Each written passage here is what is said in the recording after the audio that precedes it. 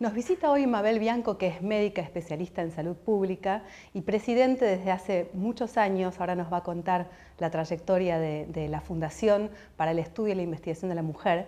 Y ha estado recientemente hablando a favor de la despenalización del aborto en el contexto de las discusiones que se dieron en el Senado antes de la sesión. También vamos a hablar sobre este tema con ella. Gracias, Mabel, por estar en Mente Manzana. Gracias por invitarme. ¿Qué pasó en la sesión de la comisión donde estuviste conversando con los senadores que después iban a votar, que te levantaste y te fuiste en un momento? Bueno, ese día, que era el anteúltimo de las presentaciones de las distintas voces a favor y en contra, yo creo que hablé tercera, pero quise quedarme para escuchar a los demás, y ahí tuve la desgracia de tener que escuchar al doctor Albino, que realmente yo lo conocía poco, pero que fue terrible, porque primero habló 25 minutos, todos los demás tuvimos 7 minutos, él tuvo 25 minutos, y después cuando le empiezan a hacer preguntas, ante una pregunta que le hacen sobre ¿qué pasó? ¿Por qué? Bueno, si usted está tan en contra de esta ley, y ve que todos los senadores estamos promoviendo la prevención y en eso coincidimos, ¿qué nos aconseja? Y ahí es cuando él dice, primero, bueno, no vean la televisión los jóvenes. Segundo, eduquémoslos en el amor. Y tercero, dice, el preservativo no sirve para nada, entonces no tiene sentido seguir difundiéndolo o algo así. Y dice, el virus pasa la porcelana. ¿No es cierto, doctora? Entonces yo, que estaba ahí en el público, no me menciona, pero me señala.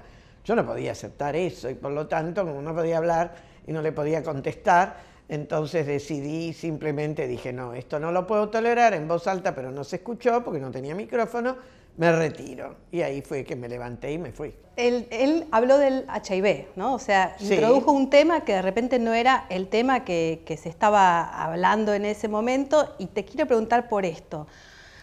Por un lado, estamos avanzando en el sentido de que estamos hablando de un tema que venía siendo tabú en la Argentina, como es el aborto, pero también hay un retroceso en que se pone sobre la mesa temas que parecían saldados.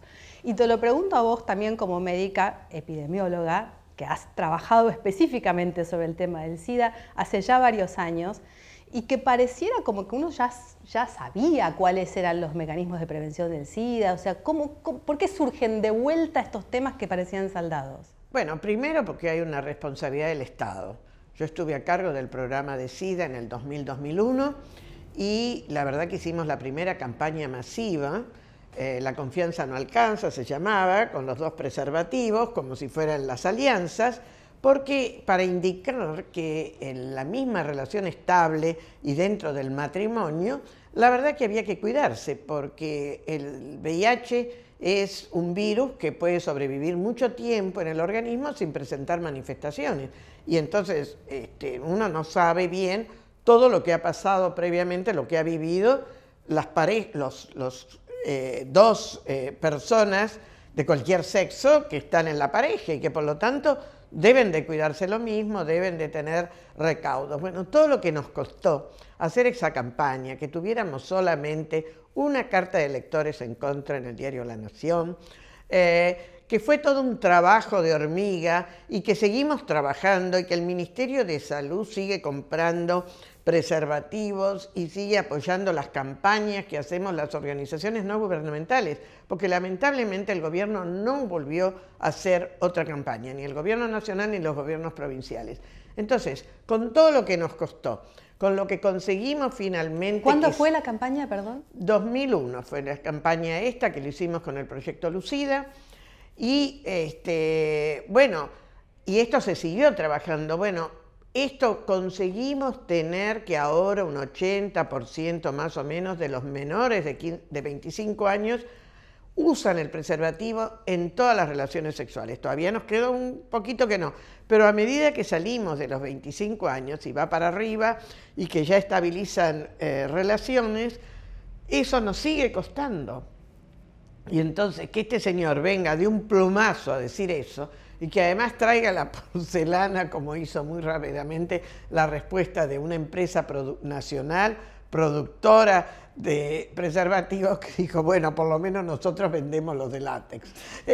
Porque la verdad era totalmente, él se refería a esos filtros de porcelana no esmaltada, de cerámica en realidad, que se usaban hace muchísimos años para filtrar el agua y que claro, el virus pasa porque es chiquito, pero él decía también pasa el espermatozoide, pero bueno, no tenía nada que ver y fue una cosa gratuita. Fue la verdad, creo que fue una irresponsabilidad y por eso yo no lo toleré, porque no era solamente que lo estaba diciendo en un momento que lo escuchaba una gran audiencia, a una persona que tiene tanto influencia porque está tan ponderada en su valor científico, aunque ahora está cuestionado, que la verdad tiene más impacto y que encima tiene una fundación que está haciendo proyectos y programas sobre estos temas en todo el país. Entonces es una liviandad decirle a los jóvenes, a las mujeres, bueno, no se cuiden con el preservativo porque no sirve para nada. Por favor, es lo único que tenemos. Entonces,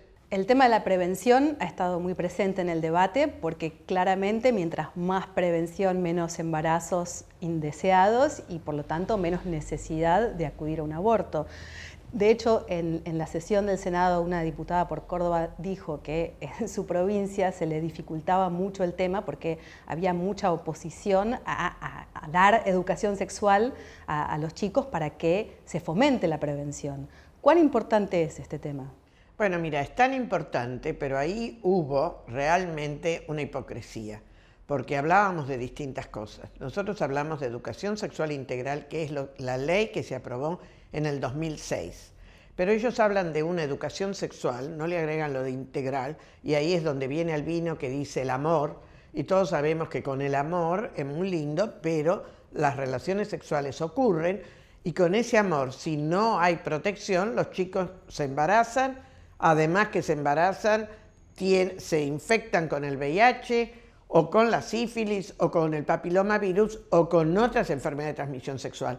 Entonces, es una hipocresía porque esta gente que se opuso ahora son los mismos que se opusieron y que se siguen oponiendo en las provincias a que se implemente la ley y a que se mejore el acceso de los adolescentes a los servicios de salud sexual y reproductiva. Entonces, vamos a ver ahora, los vamos a controlar, vamos a monitorear si hacen algo en sus provincias para que esto cambie. Porque esta es la gran hipocresía. Son los mismos y ahora se rasgan las vestiduras y dicen, ah, sí, tenemos que hacer educación sexual, no dicen integral, y hace 12 años que tenemos la ley y no la implementan.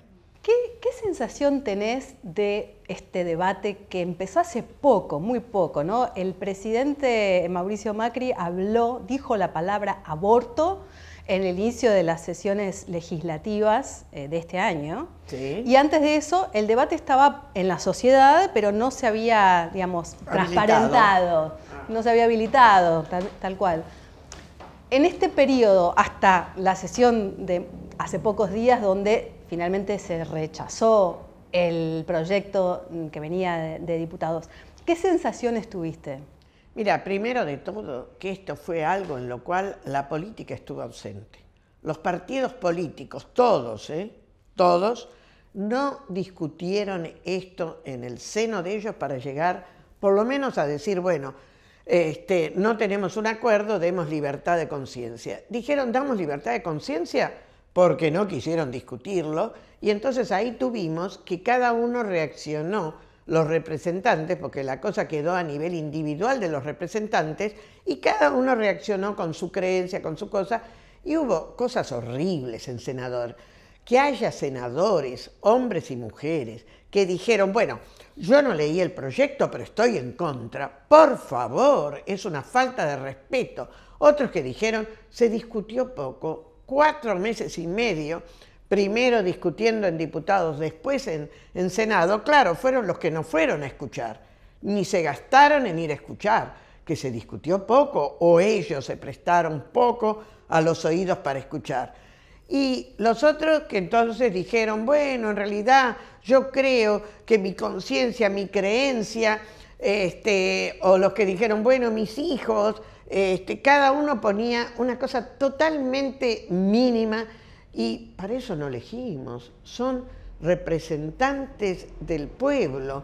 Si van a opinar, por lo menos, hubo algunos que hicieron encuestas y después salieron votando lo que ellos quisieron, no lo que dijo la encuesta, lo que les dijo la gente. Entonces, fue una demostración de la falla y de los malos políticos que tenemos, y lo tengo que decir con todas las palabras y con la tristeza del alma. ¿Por qué? Porque la esencia de la política es la negociación, es la búsqueda de los consensos, es el trabajo en la discusión. Aquí no quisieron discutir, se pusieron en el no y lo único que tenían en claro es que estaban contra la ley. No tuvieron un proyecto de minoría. No lo firmaron al dictamen de minoría, porque no tenían contenido. Dicen, sí, tuvimos muchos proyectos. ¿Dónde estaban los proyectos? No pudimos discutir ninguno. No autorizaron ni siquiera los que tenían entrada parlamentaria, como era el de Crexel con Perotti. Entonces, no quisieron discutir, solamente quisieron votar que no. Muy bien, esa es lo que tuvimos. Esa es la falta de política. Si estos son nuestros representantes del pueblo, de los distintos partidos políticos, lloremos. Lloremos porque estamos en muy malas manos. Y hubo excepciones, claro. Mabel, decías que este debate nos permitió ver la calidad que tenemos de representantes. También en el recinto se mencionó, ya sea directa o indirectamente, a la religión. ¿Qué nos dice esto? ¿Cuán presente está la religión en la formación de las políticas públicas de salud? Bueno, mira, fue tanta la presencia de las religiones, y no digo solamente del catolicismo, de la Iglesia Católica, donde desde el Papa para abajo estuvieron muy claros, pero que recién empezaron a tomar conciencia y actuar a partir de que se aprobó en diputados, porque nunca creyeron que se iba a aprobar. Y así fue como toda esa primera parte estuvieron ausentes. Pero luego los evangélicos, que también, quiero aclarar, no son las iglesias protestantes, son los nuevos evangélicos, que son los que tienen los vínculos con los grupos más fundamentalistas de Estados Unidos, que los alimentan económicamente y también ideológicamente. Pero además de esto hay un sustrato muy conservador en nuestra sociedad que está representado en distintos lugares, los mismos gremios, los sindicatos, las Fuerzas Armadas y distintos grupos que tienen algunos conceptos totalmente erróneos. Pero lo más positivo fue que muchos de los y las senadoras que hablaron del sí y que lo defendieron, reconocieron la necesidad de la secularización. Y recuperamos la imagen de Roca, que fue el presidente que entendió que había que dejar la iglesia fuera, porque hay políticas públicas que no pueden basarse en una religión. Y no se pueden basar en una religión porque el país es plural y este país tiene libertad de culto y este país que ha recibido a toda la corriente inmigratoria con lo que eso significó en religiones, en culturas, bueno, no podía tener solamente algo que lo ciñera a una única mirada de creencia. Y por eso, para hacer políticas públicas, uno tiene que mirar en la pluralidad. Lamentablemente, el Senado no es pluralista, porque está representando nada más que a los partidos de la mayoría y uno de la minoría. Entonces, la verdadera Cámara pluralista es diputados, donde están las distintas opiniones, nos gusten o no nos guste, compartamos o no, pero que tienen representación parlamentaria. Pero bueno, en este caso creo que quedó muy en claro y ahora mismo se está ocupando la Iglesia y los grupos evangélicos de decir que no hay nada que festejar. Me alegro que digan eso, porque no hay nada que festejar en seguir dejando a las mujeres en la clandestinidad y explotadas, como hoy ha salido en algún medio, o en estos días está saliendo en algún medio, que entonces desde el farmacéutico o el que dispensa los medicamentos, los médicos, todos las explotan en ese momento de necesidad en que les quieren cobrar cualquier cosa, que las discriminan, que las amenazan si no hacen esto, si no hacen aquello, que por eso las mujeres pobres no dicen, porque no se animan, porque les da vergüenza, porque las discriminan. Entonces ellas Y el secreto de cómo y dónde se hacen los abortos es algo que ni siquiera con quienes trabajamos con ellas y tenemos confianza, digamos, nos lo dicen, porque es algo que lo mantienen para poder salvaguardarse y poder tener la garantía de que si lo necesitan va a estar todavía. ¿Cómo sigue el debate del aborto y hasta dónde vamos a llegar y cuándo crees que va a finalmente salir la ley? Y dos preguntitas con respecto al futuro. Una tiene que ver con qué opinás acerca de la posibilidad de hacer una consulta popular, que es lo que está surgiendo ahora en diputados en este instante. Y por otro lado, de incorporar en el Código Penal la despenalización, como dos medidas que se está hablando a futuro.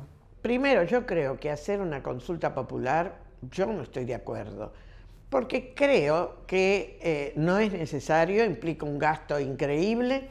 Y además no es necesario porque lo que aquí necesitamos es que realmente se discuta a nivel, no de un sí o un no que parece el partido de fútbol. Esto no es un partido de fútbol, esto está comprometiendo el sufrimiento de mucha gente. Entonces esto no es el partido de fútbol para hacer una consulta popular.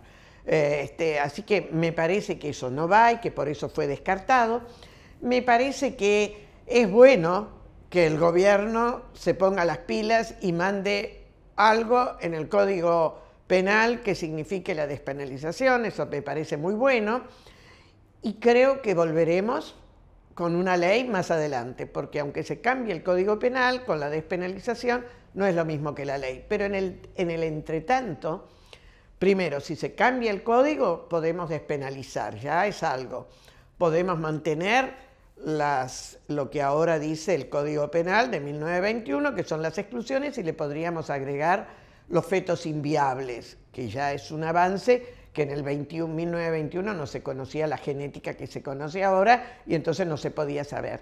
Pero después tenemos todo para trabajar, que es la educación sexual integral, que es la mejoría del programa de salud sexual y reproductiva, y que es la implementación del fallo FAL.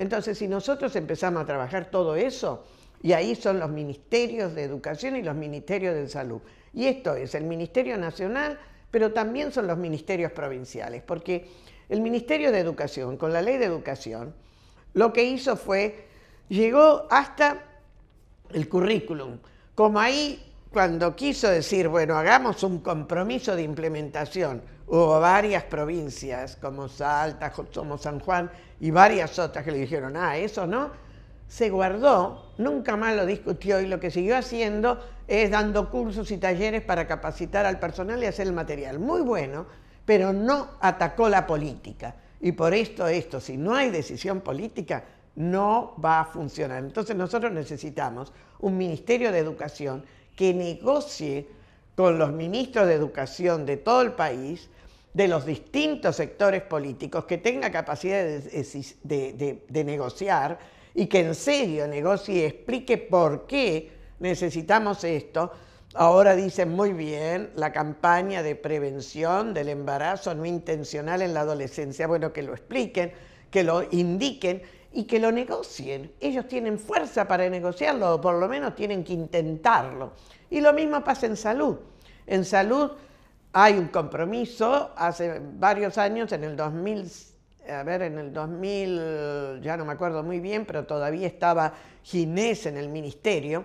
Nosotros, el único objetivo de los 8 del milenio que no cumplimos fue el de la mortalidad materna, que nos quedamos muy lejos. ¿Por qué? Por el aborto era una de las causales.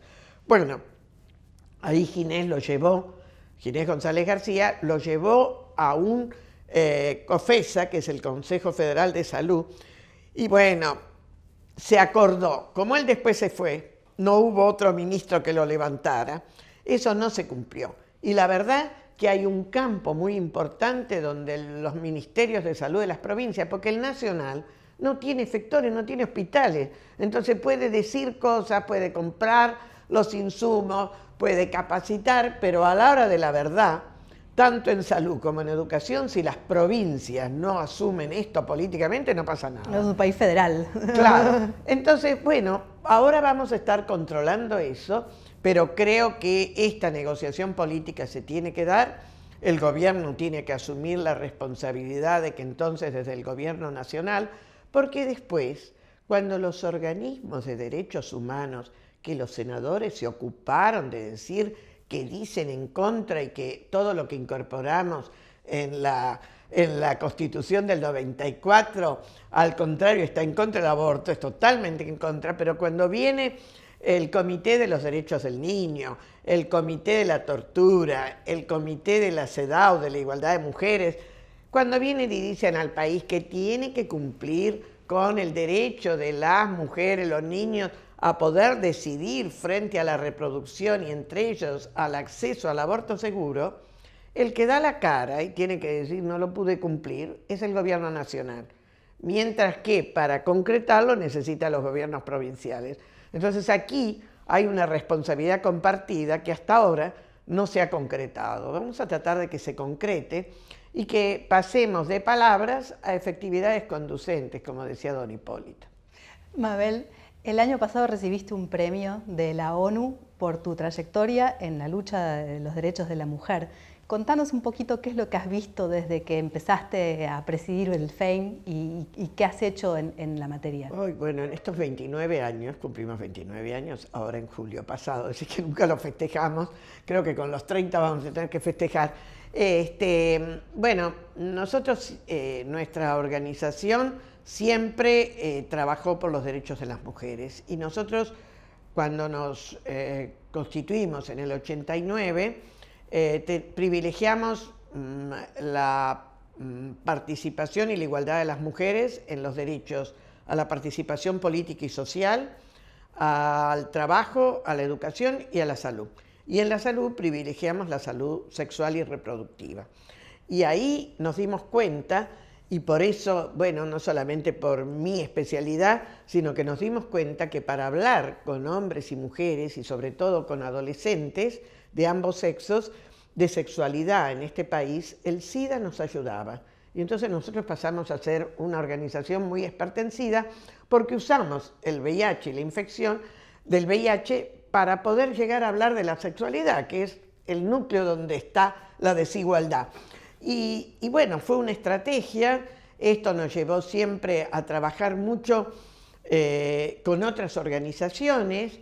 En el año, ya no me acuerdo bien, pero antes eran los 70 y pico, estaba el gobierno de Menem, hicimos con otras 7 organizaciones el primer acción legal para el acceso a los medicamentos para las personas que viven con VIH, y lo hicimos amparándonos justamente en la nueva Constitución en el derecho colectivo para evitar que las personas que viven con VIH tuvieran que decir su condición. Lo ganamos, seguimos todo, lo ganamos. Después hemos trabajado mucho para la Conferencia Internacional de la Mujer, la Conferencia de Población y Desarrollo. Trabajamos por la Convención de los Derechos del Niño y para que en este país se aprobara la 26061, que es la Ley de Protección Integral de Niños, Niñas y Adolescentes. Tenemos una red de jóvenes por los derechos sexuales y reproductivos basándose en los derechos de los niños. Trabajamos contra el abuso sexual en la infancia, que es un problema muy serio y que tuvimos que escuchar a un senador de Salta que lo quiere justificar como que esa no es una violencia característica. ¿Qué es eso? Cuando es intrafamiliar, por favor. Estuvo a punto de decir que está de acuerdo con un psiquiatra americano que promueve que puede ser saludable en la familia el abuso por parte del padre a los hijos. Bueno, hijas o hijos, bueno, son esas cosas inauditas que no podemos aceptar, pero que todavía escuchamos. Y bueno, de las tantas cosas que hemos trabajado, además de por la ley de cupo, por la ley de paridad, y creemos que todavía hay un amplio camino, que conseguimos mucho para la igualdad, pero queda un amplio camino. ¿Qué es lo más importante en lo inmediato en la agenda de género? Bueno, la legalización del aborto es una de las cosas de las más inmediatas. La otra es que se concrete la paridad bien, porque esto no está. Y lo último es que nosotros tenemos que tener campañas que promuevan la igualdad, porque cuando hablamos de la educación sexual decimos para prevenir el embarazo, para prevenir... No, es también para la igualdad y para evitar esta diferencia de poder que es la que mantiene la violencia contra las mujeres y las niñas. Entonces, sí, habría que tener campañas para desnaturalizar la violencia. Tuvimos apenas esa campaña, ¿te acuerdas? De la tarjeta roja, saquemos tarjeta roja al violador o al violento.